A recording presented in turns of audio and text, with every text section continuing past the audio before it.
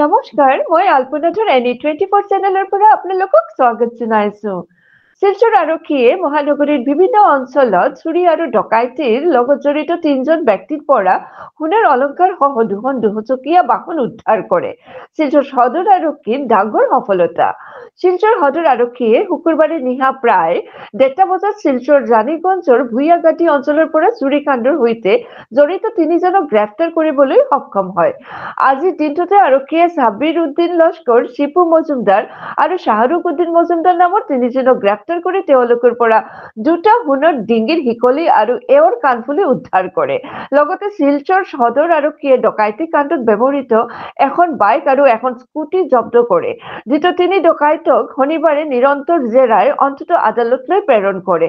উদ্ধাৰ হোৱা সোণৰ অলংকাৰসমূহৰ বজাৰ মূল্য প্ৰায় 2,50,000 টকা হ'ব বুলি অনুমান কৰা হৈছে। এনেকুৱা আৰু বাতৰি পাব লাগিলে NE24 ইউটিউব চেনেলটো সাবস্ক্ৰাইব আৰু ফেচবুক পেজটো ফলো কৰি আমাৰ লোকৰ লগত থাকিব।